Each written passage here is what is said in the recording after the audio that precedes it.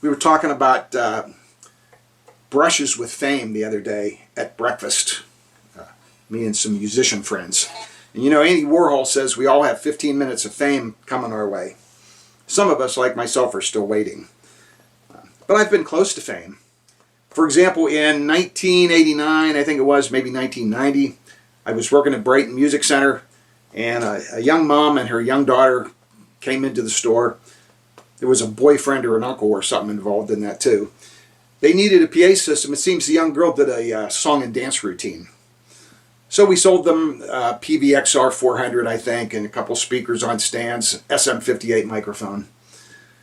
Anyway, Saturday morning, they're at the store waiting for us to open. The PA system didn't work. Okay, they had had a fiasco at a gig, and they had a job that afternoon, that Saturday afternoon, and they needed a PA system that worked. So I checked out the PA system, and it worked just fine. There was nothing wrong with the PA system. So we knew this was a matter of operator error. So the owner of the store told me to go along that afternoon to their performance, which was at the Fountain Plaza in Monaca, and make sure they knew how to work the PA system. So that afternoon I took off for Monaca, the water fountain. And I showed them how to put the PA system together and how to hook up the cassette deck that had the backing tracks and so forth. And it comes showtime. So I start the backing tracks and the music starts, and the little girl goes into her dance routine.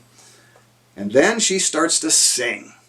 And I'll tell you, everybody at that plaza stopped whatever they were doing and looked to see who was singing. Because the voice that came out of that little girl was just absolutely incredible. Unbelievable.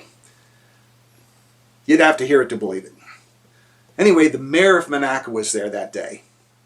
And he's not happy. So he comes up to me, because I'm the guy behind the PA system, and he says, "This is bullshit." And I looked at him and said, "Come again?" He says, "This is bullshit." And he marches right up to the little girl, takes the microphone off of her, and of course the singing stops, the music continues, and he realizes he just made a jerk of himself. So he apologizes and praises the little girl, and the show goes on. Some of you have probably already guessed who the little girl is. I'll be back in a minute. But anyway, I never saw them again. Never saw them again. And years later, maybe 7, 8, maybe even 10 years later, I'm at the Beaver Valley Mall, and I'm walking past the Disney store, and I hear that voice. I mean, the voice is unforgettable and instantly recognizable.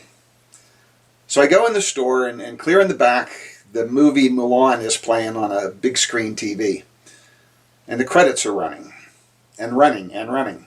I swear the credits in that movie are longer than the movie itself. So I'm waiting and waiting to see who's singing the song, even though I recognize the voice. And sure enough, eventually it comes up, Song Mulan, or whatever the song was called, sung by Christina Aguilera. The young child was Christina Aguilera, and I'll tell you, she was just as incredible at 10 years old as she is now. So I knew that the little girl had hit the big time. Made me smile. Kind of made my day, actually. So I guess I can say that I ran sound. I ran front of house for Christina Aguilera. Sounds very impressive, unless you know the whole story. So that's my brush with fame. That's my story for today. Talk to you later.